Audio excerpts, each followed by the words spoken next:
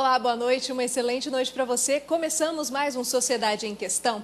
Seja bem-vindo. Hoje, segunda-feira, dia 10 de fevereiro de 2014, você é o nosso convidado. Hoje falamos sobre o mercado de trabalho brasileiro, que a cada dia torna-se exigente. O número de vagas aumentou e os salários estão maiores, mas o funil para adquirir uma delas também ficou mais estreito. Ficar parado esperando a oportunidade chegar é coisa do passado. Só consegue um lugar ao sol quem parte para a luta e se qualifica.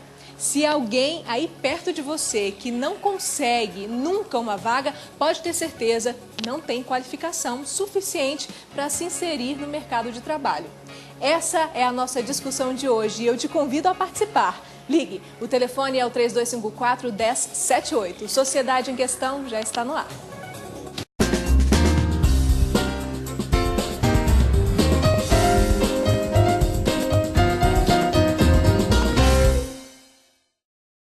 Pois é, e uma pesquisa mais recente do IBGE, divulgada no mês de janeiro, aponta que a taxa de desemprego ficou em 7,4% no segundo trimestre de 2013, acima da média de 5,9% da pesquisa mensal de emprego. E outra pesquisa também, desta vez do IPEA, o Instituto de Pesquisa Econômica Aplicada, na última década, aumentou o número de brasileiros com mais escolaridade, com carteira assinada ou com próprio negócio. Com isso, 37 milhões de pessoas saíram da pobreza e entraram para a classe média. Nos últimos 10 anos, a carteira de trabalho foi conquistada por mais de 47 milhões de trabalhadores. Para nos ajudar a entender melhor a movimentação do mercado de trabalho e dar algumas dicas de como conseguir uma vaga, eu recebo hoje a presidente da Associação Brasileira de Recursos Humanos em Goiás, a ABRH, a Dilze Persílio. Boa noite, seja bem-vinda, Dilze. Boa noite, querida. Boa noite, pessoal. Bom, recebemos também o Superintendente Regional do Trabalho e Emprego do Ministério do Trabalho, Arquivaldo Bitts. Seja bem-vindo, boa noite. Boa noite, Mariana. Boa noite, Denise. Boa noite, telespectadores. Bom, a gente viu alguns dados, principalmente a respeito dessas novas carteiras de trabalho, mais de 47 milhões nesses últimos anos. O que isso significa hoje, em 2014? Significa que mais pessoas inseriram no mercado formal ou saíram do informal e foram para o formal? Significa as duas coisas, né? No Brasil, nunca houve uma taxa de ocupação tão grande como a verificada nos últimos tempos. Mesmo com essa pequena diminuição na taxa de ocupação no mês de dezembro do ano passado, o fato é que no ano de 2013, nós tivemos no estado de Goiás uma taxa de ocupação de 1.510.000 e uns quebradinhos de trabalhadores formais, né? Isso nunca tinha acontecido no Brasil, em Goiás, e no Brasil também a faixa de mais de 117 milhões de trabalhadores com carteira de trabalho assinada. Uhum. E os motivos, né?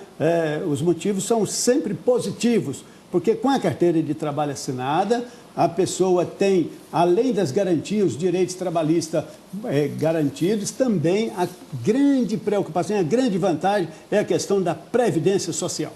Bom, essa questão dessas pessoas que saíram e formaram uma nova classe média, né? Muita gente fala dessa nova classe média que está surgindo. Essas pessoas, hoje, a gente percebe que algumas profissões que antes eram depreciadas, como pedreiro, doméstica, uma passadeira, uma babá, muitas vezes elas estão ganhando muito mais do que uma pessoa até formada, não é verdade?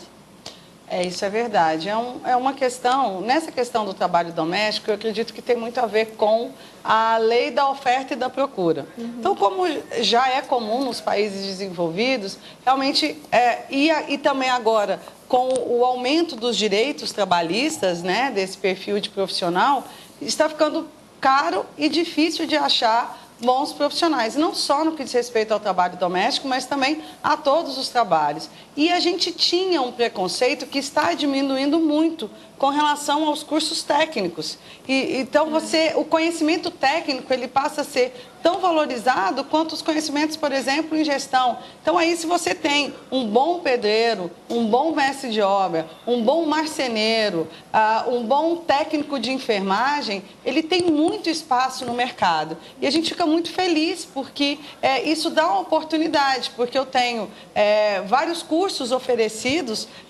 pelas esferas públicas e o Sistema S, que permite que pessoas que muitas vezes não têm condição de fazer um curso superior se insiram no mercado de trabalho, ganhem o seu dinheiro e aí sim vai fazer aquela faculdade que gostaria de fazer. Uhum.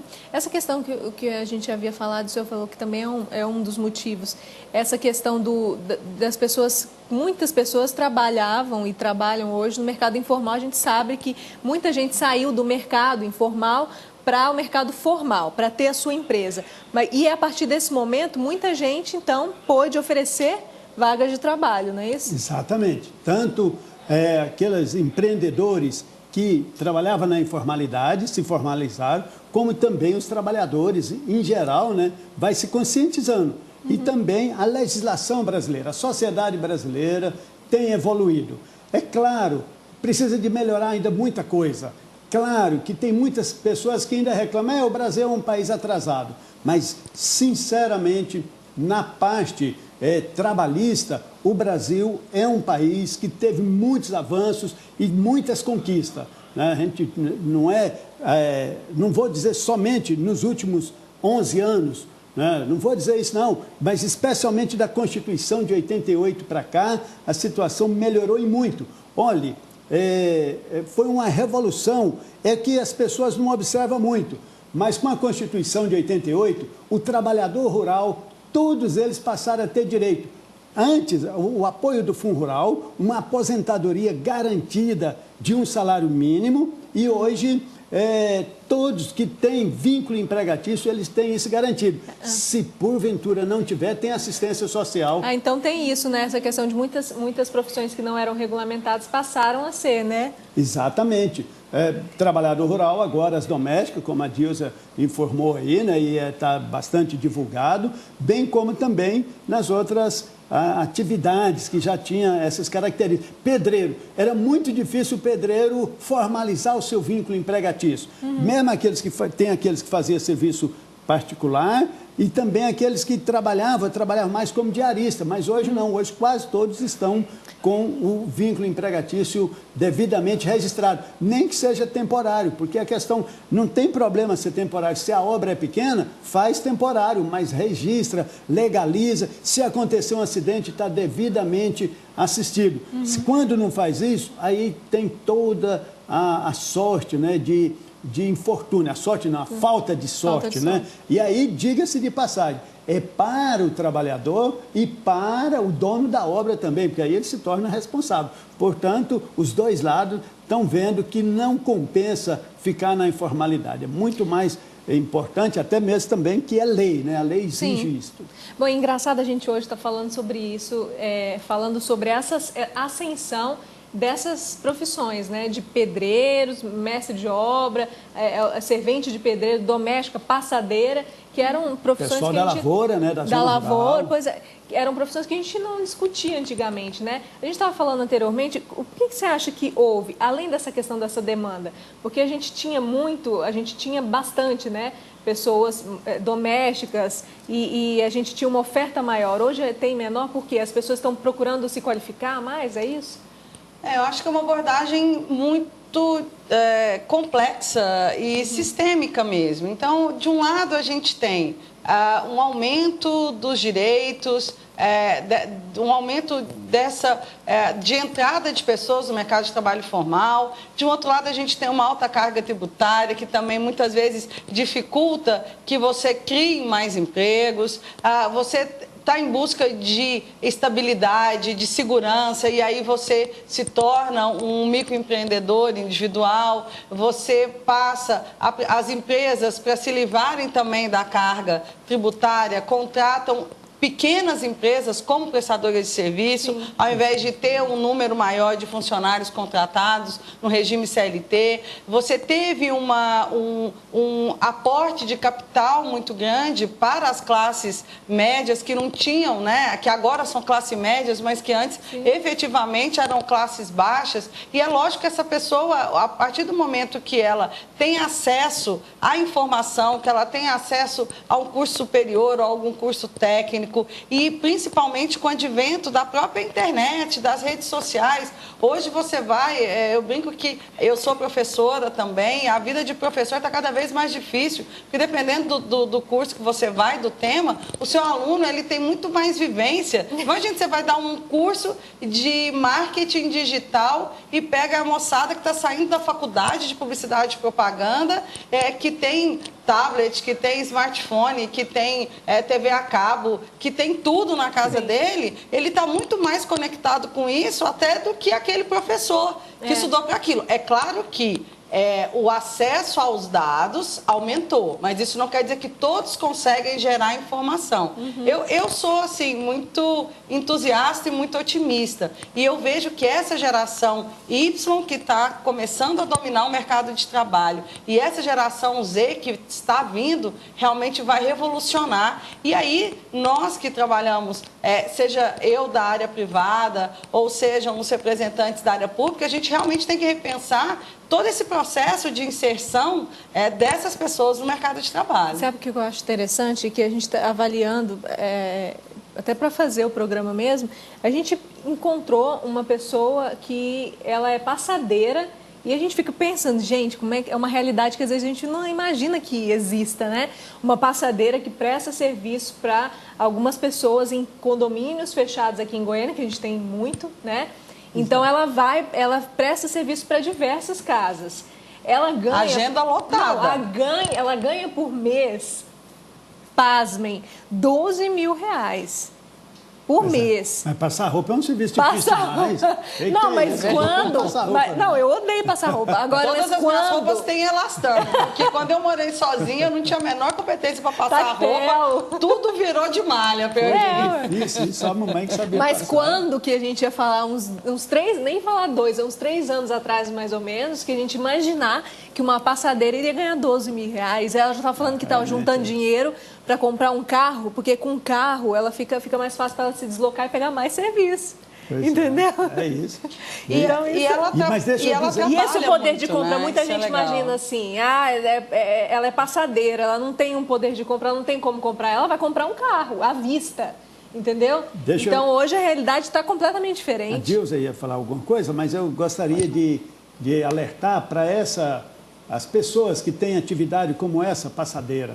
Não deixe de formalizar, né? Hoje tem várias formas de você formalizar, como empreendedor individual, como contribuinte autônomo e tudo. Não deixe, não fique... Contribuir para a Previdência, né? Tem a devida previdência social, porque a vida ela é muito curiosa. Na mesma hora que você está bem de saúde, que você está bem, pode acontecer um acidente e tudo, e você não ter condição de subsistência e tudo. Então, mesmo assim, e hoje tem várias legislações, tem várias situações que você pode se regularizar e ficar assegurado para o momento de um infortúnio, vamos dizer isso. A gente tem uma pessoa para participar por telefone. Alô, boa noite?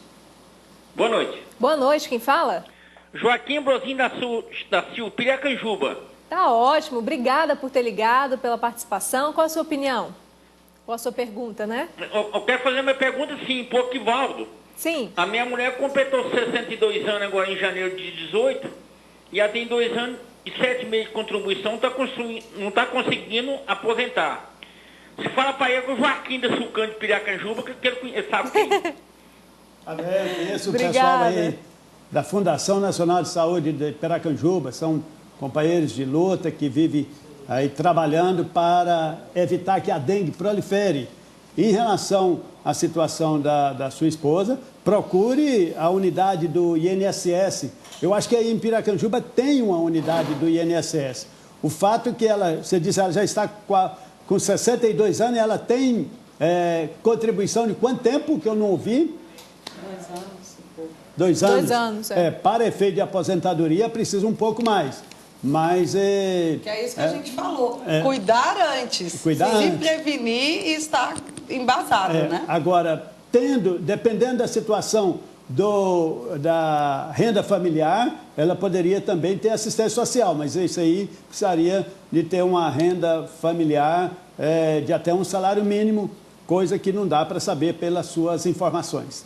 Bom, a gente tem uma outra pergunta aqui para você, Arquivaldo, é o Antônio Carlos, do Jardim da Luz. Ele fala assim: o que você acha dos benefícios trabalhistas dos políticos em relação aos demais trabalhadores? Olha, na realidade esse assunto aqui, sociedade em questão, é até bom, né, para se colocar isso. O fato é o seguinte, os políticos também eles fazem a contribuição da Previdência Social num percentual igual a todo trabalhador. E isso é obrigatório por lei. E se alguma Câmara de Vereador, alguma Prefeitura, alguma Assembleia Legislativa não está descontando, está errado. E o Ministério Público, tomando conhecimento, eu tenho certeza que cobra esse desconto. E com isso, ele fazendo esse desconto, ele terá direito à aposentadoria igual a qualquer trabalhador, dependendo do tempo de serviço. Se ele contribuir, a diferença que tem é que um político tenha o direito da aposentadoria proporcional, mas ele leva um prejuízo tamanho que também eles não optam por uma aposentadoria proporcional. Antigamente não, mas da Constituição de 88 para cá é assim. Portanto, se o político também contribuiu com 35 anos, ele tem direito de aposentar como qualquer outro trabalhador. Mas com o pé de meia que eles já fazem durante a carreira política, aí já é outra não precisa não. Tem político que faz pé de meia, né? Mas tem político que eu conheço, muitos políticos que não faz nenhum pé de meia. Coloca a gente nessa saia justa, não. Vamos mudar de assunto. Eu não importo, porque também tem um ditado seguinte, um faz, aí a pessoa fala que é todos, então eu não estou defendendo. Mas eu estou dizendo do ponto de vista legal, que... Não, eles fazem pano de meia, pé de meia, porque eles ganham muito, porque o salário deles são muito, não dá para juntar. O salário... Agora, os outros que fazem outras coisas, aí é problema deles, né? Bom, a gente tem uma pessoa por telefone. Alô, boa noite. Boa noite. Boa noite, quem fala? Júnior Pinheiro, Parque das Nações, da Aparecida de Goiânia. Obrigada por ter ligado. Qual a sua pergunta? Primeiro, parabéns pelo programa, viu? Cada semana os temas estão mais interessantes para nós de casa. Que ótimo, obrigada. Para o superintendente, ele está falando de números de contratação, de formal. Só alertar ele, eu trabalho numa entidade aqui em Aparecida, tem muita gente que está perdendo emprego pela demora da emissão da carteira de trabalho, viu? Deixa eu dar uma olhadinha nisso. Tem lugar que demorando de 30 a 40 dias ou até mais para entregar a carteira de trabalho. Tá ótimo, obrigada pela sua ligação. Pois é, realmente, o ano passado nós passamos por uma alteração, uma modificação para melhorar na sistematização da emissão da carteira de trabalho. Mas foi se diminuir nesse período e... eu digo, hoje nós estamos emitindo uma carteira de trabalho tipo passaporte, com todas as informações, já com o PIS. Quando a pessoa tira nas agências mais centrais, até com 15 dias nós estamos entregando. Mas, infelizmente, ainda está se demorando. Eu acho que agora não está mais 40 dias, não. A média de 25 a 30 dias ainda está acontecendo. Uma coisa eu quero dizer. Carteira de trabalho, identidade CPF são documentos que a identidade CPF a pessoa pode tirar desde criancinha. Mas a carteira de trabalho completou 14 anos, ela pode se tirar. Mas o brasileiro, ele acaba sempre deixando para a última hora. E, infelizmente, aí, às vezes, tem uma ou outra pessoa que pode ter problema. Mas nós estamos lutando muito, nós estamos trabalhando, fazendo alteração na sistemática para evitar, inclusive, fraude, que é bom se dizer que tinha pessoas, nós constatamos pessoas com 8 carteiras de trabalho já. Essa nova? Não, antiga, sistemática antiga. E isso era com o objetivo de fazer fraude. Então, hoje, está se procurando fazer batimento para evitar, inclusive, isso.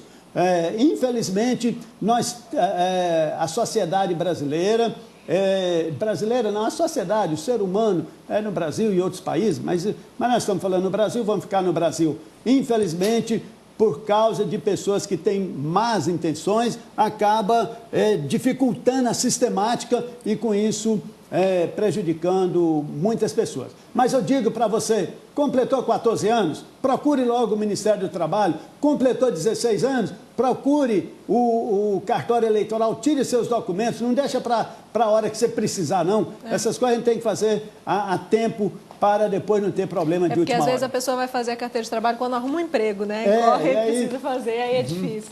Qual que hoje, Edilze, é o perfil assim básico, tanto de capacitação, escolaridade, essas coisas, para a pessoa conseguir entrar no mercado de trabalho hoje? Hoje as empresas, as maiores empresas, elas têm uma ferramenta que se chama plano de cargos e salários. Sim. E ela precisa criar uma normativa. Então, às vezes, as pessoas interpretam de uma maneira ruim. Ah, mas, poxa, eu tenho segundo grau e o cargo precisa de faculdade. Acha que nós, do RH, fazemos isso meio que de maldade. Não é. Porque pensa que a empresa, uma grande empresa, que tem aí 2.000, 3.000 funcionários, ela é uma cidadezinha. E se ela não tiver uma norma de como essas pessoas vão andar ali dentro, em termos de promoção, isso complica muito. Então, hoje, eu falo da minha consultoria, né? A gente não tem vagas que a pessoa possa participar se ela não tiver pelo menos o segundo grau completo. Tá? Porque a gente não atende muita indústria. As indústrias hoje ainda permitem um pouco as pessoas com o ensino fundamental e o médio sem estar concluído. Mas na área do comércio e na área de serviços, que é o nosso foco, realmente as pessoas elas têm que ter o segundo grau completo. E hoje muitas vagas, até mesmo vagas de auxiliares, que antigamente a gente não exigia, as empresas hoje se preocupam. Por quê? Não é por uma exigência exacerbada, mas porque essas empresas elas querem que essas pessoas sejam promovidas lá dentro. E quanto mais estudo elas tiverem, maiores vão ser as chances delas crescerem dentro da empresa. Tá ótimo. Temos uma ligação? Alô, boa noite? Boa noite. Boa noite, quem fala? É a Delcina. Celcina, você fala de onde? Eu falo aqui de Goiânia, setor sudoeste. Tá ótimo. Obrigada por ter ligado. Qual é a sua pergunta, Celcina? Eu queria saber, porque quando eu fiquei viúva, eu recebia 4 salários e meio, né? E hoje eu recebo apenas, não chega nem 2 salários, né? Então, eu queria saber se isso é correto. Tá ótimo, obrigado por ter ligado. Você quase não te colocando na Previdência. Né? Tudo bem, exatamente. Esses assuntos são assuntos específicos da Previdência Social, mas também a gente tem condição de fazer alguma consideração.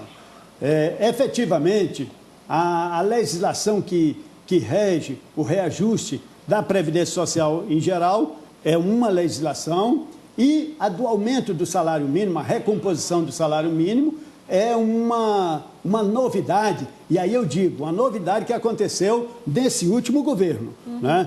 Nos últimos 10 anos, a recomposição salarial do salário mínimo tem sido algo muito significativo no Brasil. Inclusive, isso depois do bloco comercial que deve estar vindo aí, Guarinha, eu gostaria de estar inserindo essa questão da recomposição salarial, especialmente do salário mínimo.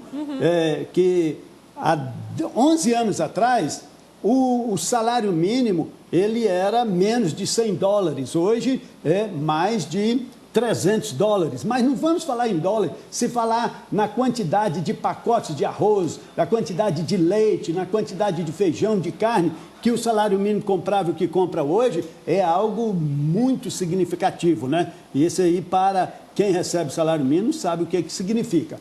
Portanto, eu digo para você, eu não ouvi o nome, que infelizmente a recomposição da aposentadoria, ela não está acompanhando a recomposição do salário mínimo. Não significa que você está diminuindo em termos da infração, que a aposentadoria ela recompõe apenas a inflação. E o salário mínimo, ele tem um ganho acima da inflação. Tá ótimo, a gente vai falar mais sobre esse assunto depois do intervalo, porque daqui a pouquinho a gente vai falar sobre o mercado de trabalho que está mais exigente e busca cada vez mais profissionais qualificados e diferenciados, com um extenso conhecimento técnico, que a gente iniciou falando e vamos falar mais. E eu te pergunto o seguinte, você acha que fazer faculdade é essencial nos dias de hoje? Vai pensando aí, a gente vai para um rápido intervalo, daqui a pouquinho a gente volta.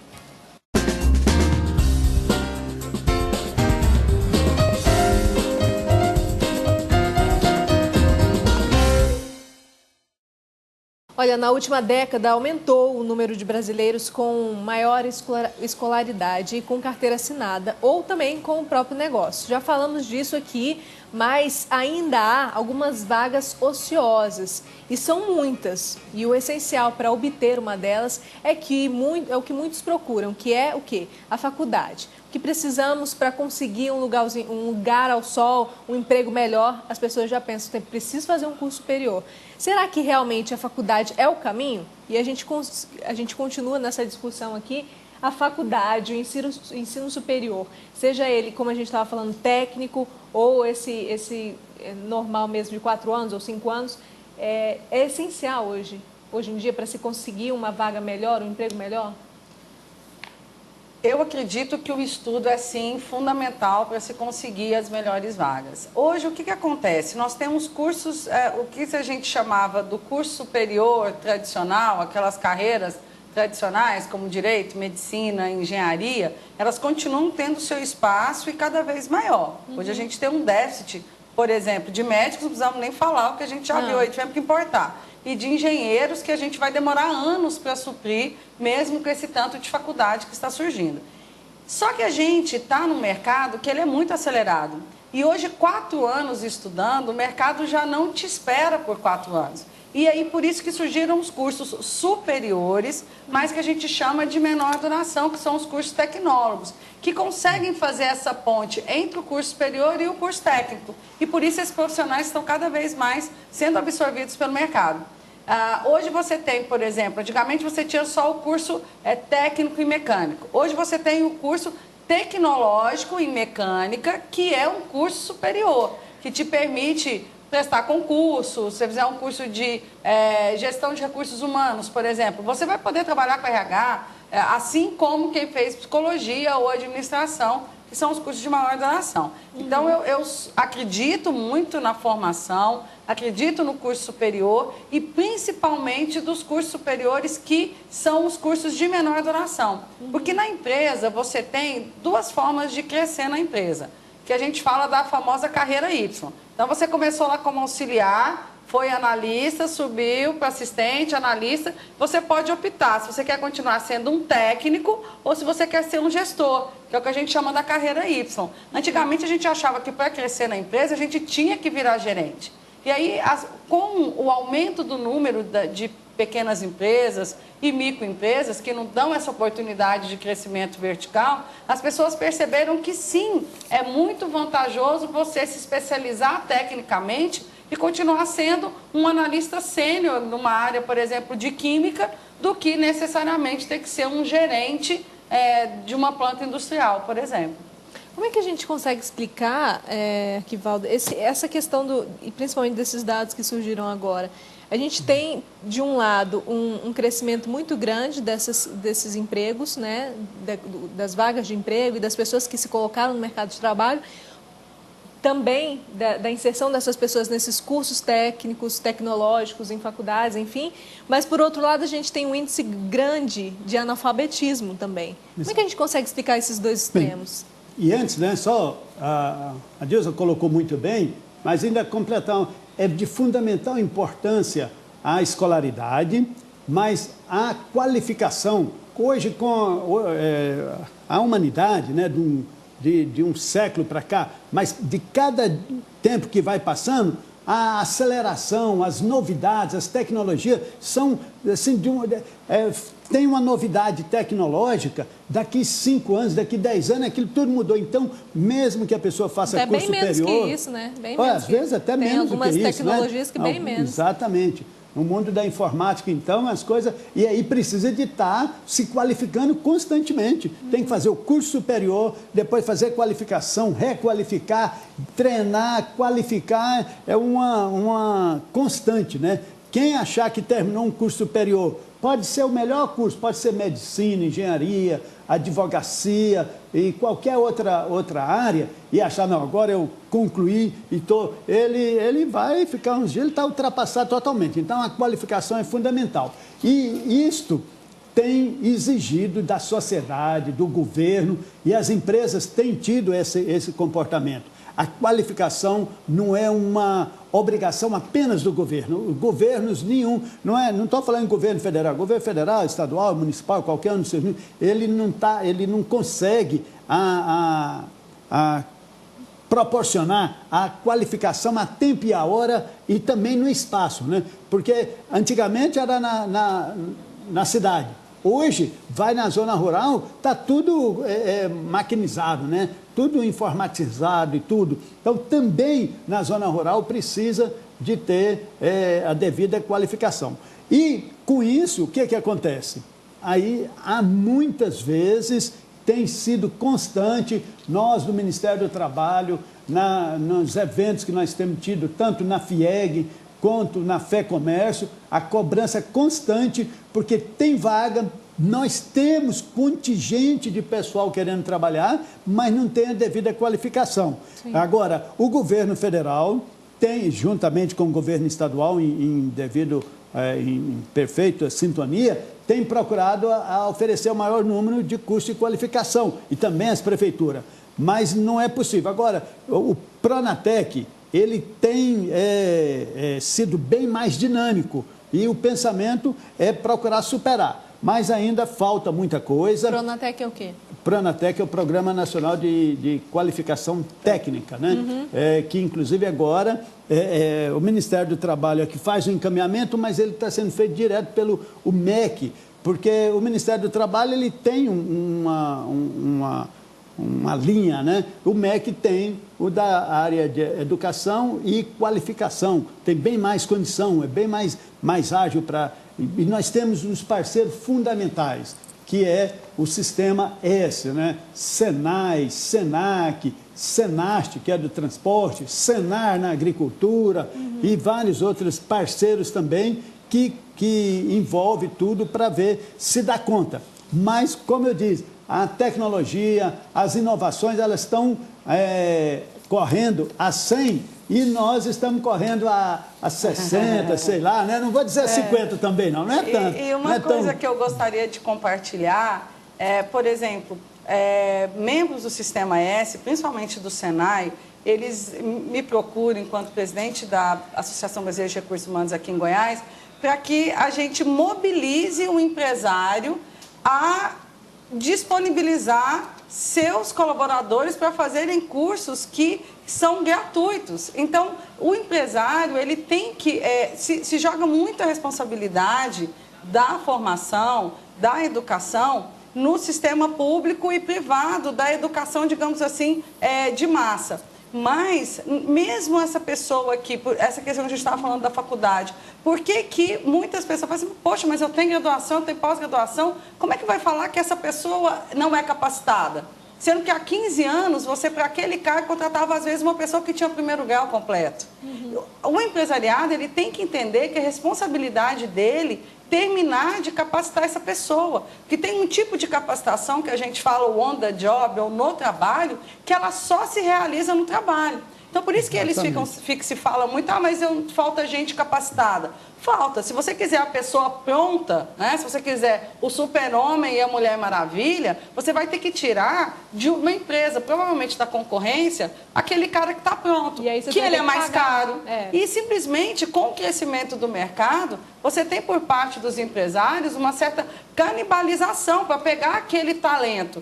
Por que eu, empresário, não me responsabilizo em desenvolver esses talentos se eu tenho o Sistema S que eu subsidio e que me oferece vagas ou gratuitas ou a baixo custo e as vagas ficam abertas? Quantas turmas do Senai e do Senac fecham por falta de gente. E falta de informação, então, de divulgação, né? A prefeitura, o governo, quantas oficinas, quantas coisas de graça que oferecem. Nós fizemos pela BRH, a gente tem um evento anual que chama BRH na Praça. A gente disponibiliza vagas, a gente reúne as vagas das empresas associadas à BRH. No último, nós levamos 2.500 vagas e captamos 4.000 currículos.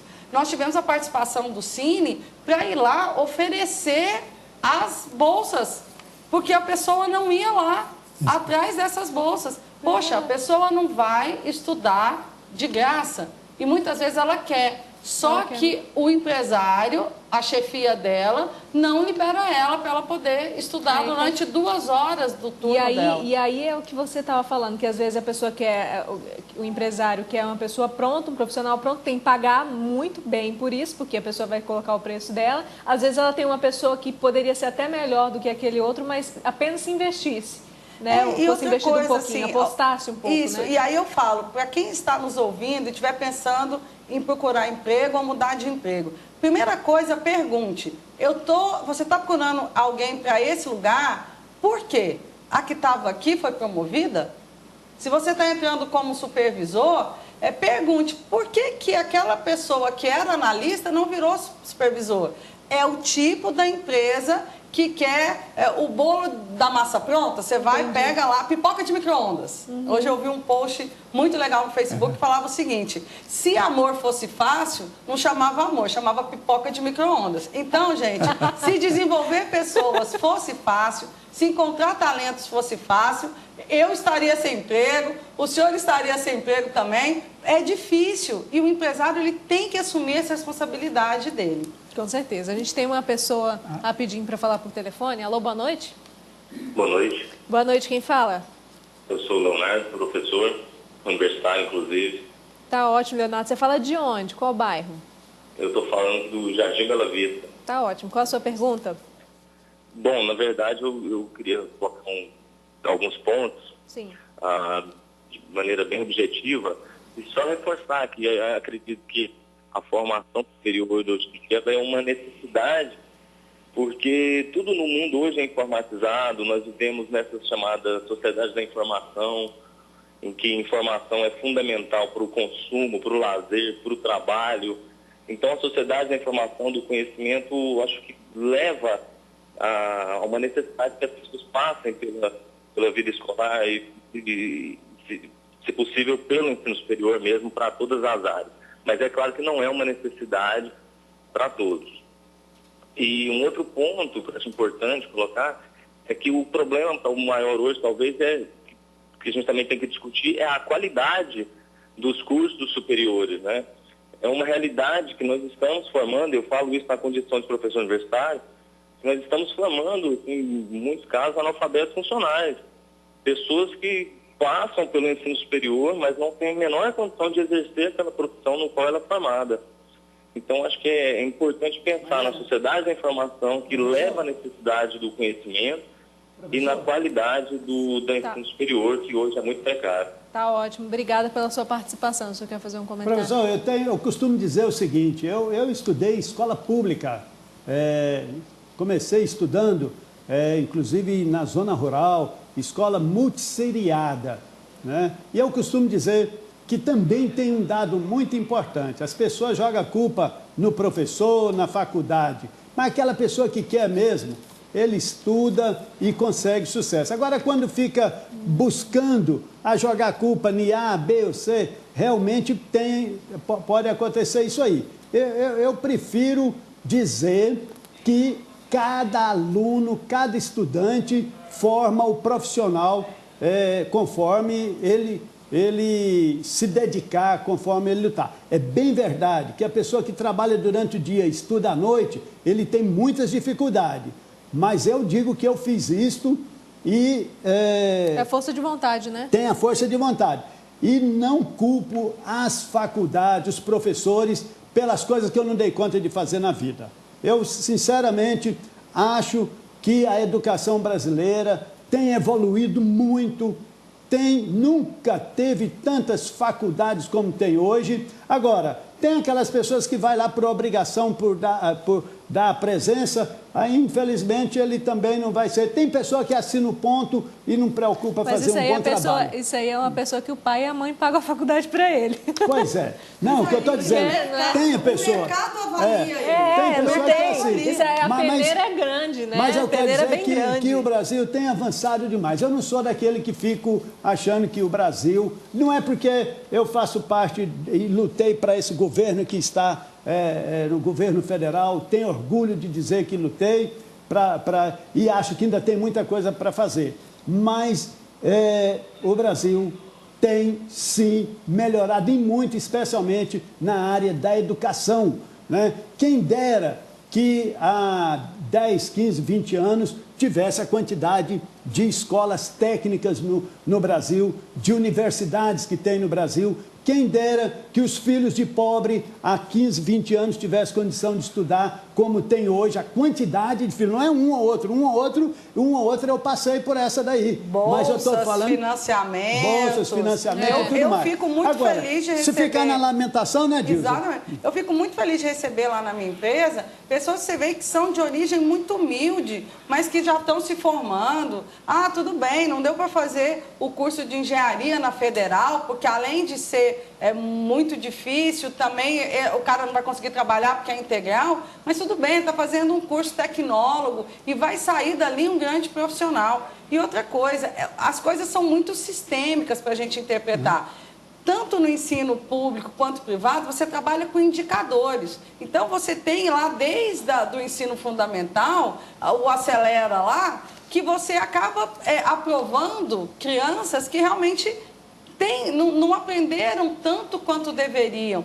Mas também, essa pessoa, também você não pode rotular e não deixar ela, sabe, é muito complicado. E nas universidades privadas, é um negócio. Então, eu vou ter que manter aquela pessoa porque vai sustentar. Então, eu acho que se a gente ficar colocando sempre o papagaio no ombro do outro, a batata quente na mão do outro, a gente vai continuar sem se desenvolver. A gente tem que correr atrás. Eu sou dessa opinião. Concordo plenamente, Dilma. A gente tem uma pessoa que ligou, mas ela não quis se identificar. Ela disse que mora no setor aeroviário, até que não. Falou assim, minha irmã trabalhou 25 anos em fazenda com registro em carteira.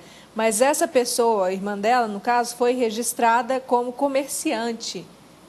E é possível reparar esse erro no registro? Ela pergunta. Olha, difícil, isso através de ação judicial, mas acho muito difícil a pessoa passar 20 anos trabalhando irregularmente, né, sem nunca ter denunciado.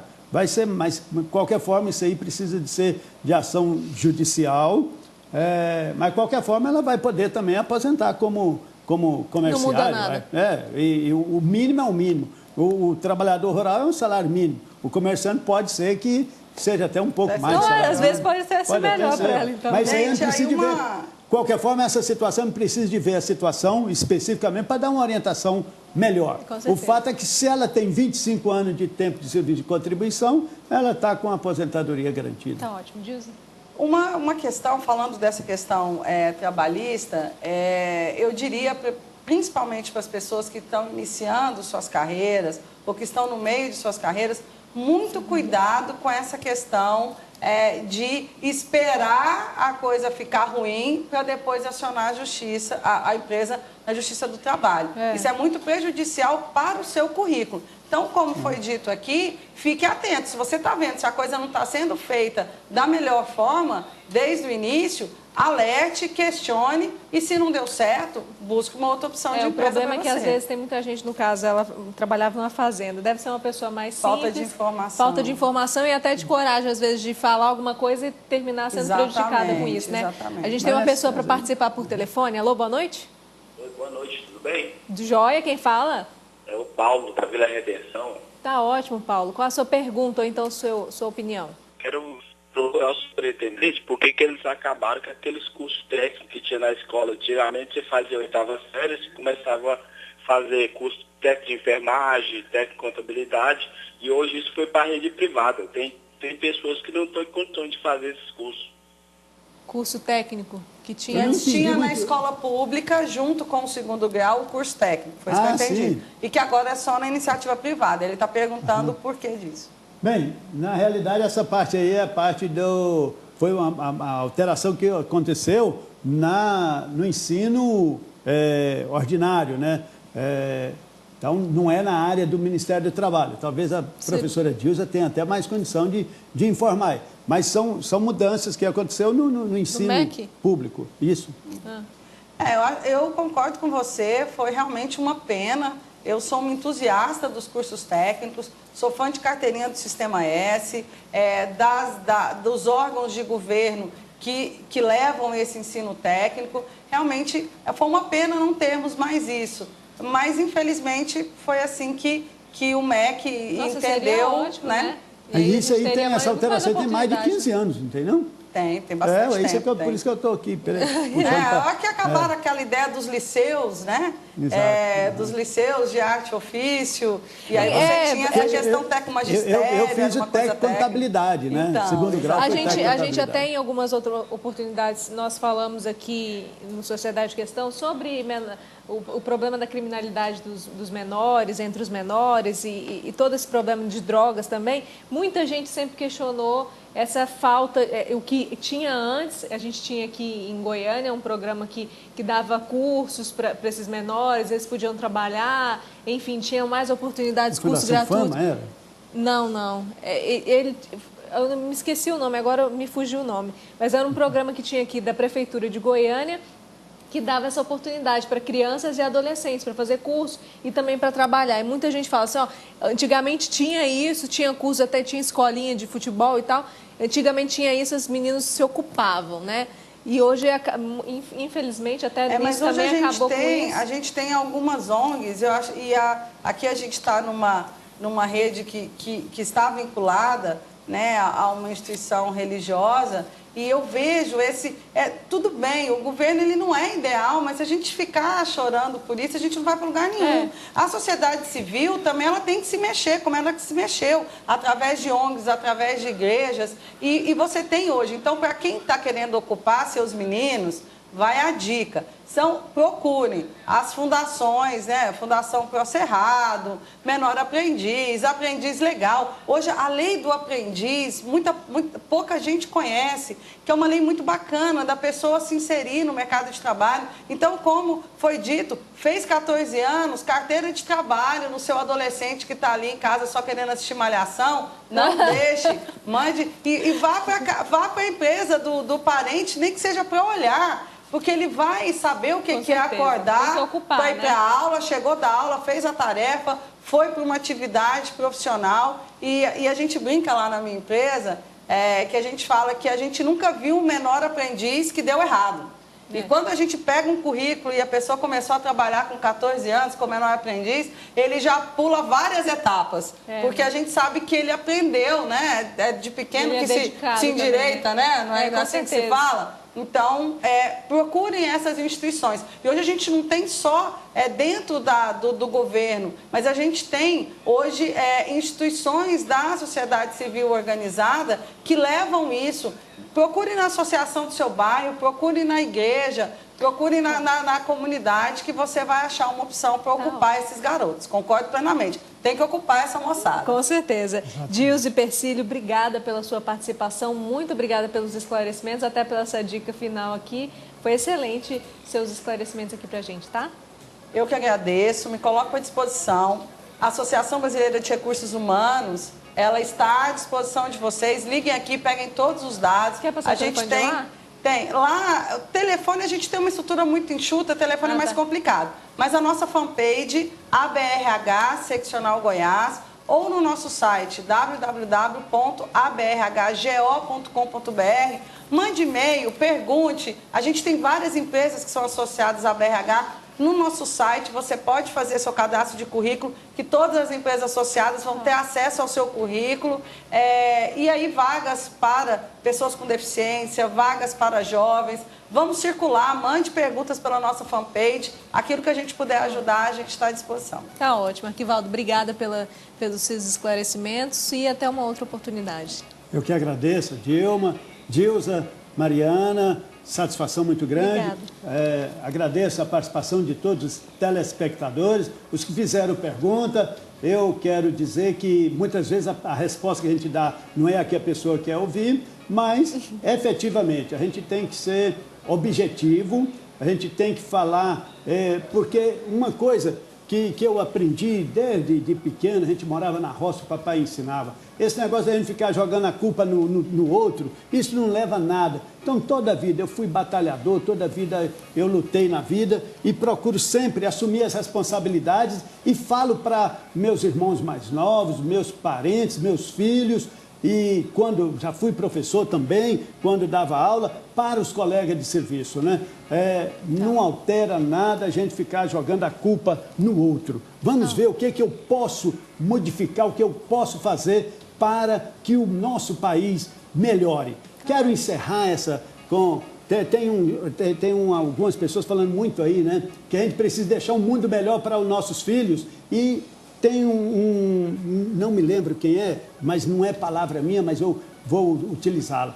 O que eu posso fazer, né, para deixar filhos melhores para o futuro, né, para o mundo no futuro, né? É isso aí. Boa noite a todos. Estarei sempre à disposição, a Fonte TV aqui, para o que vocês acharem que foi importante. Um abraço, boa noite. Uma excelente noite para você, obrigado para você que nos acompanhou. O Sociedade Questão de hoje fica por aqui. Uma excelente semana para você e até segunda-feira que vem. Até lá.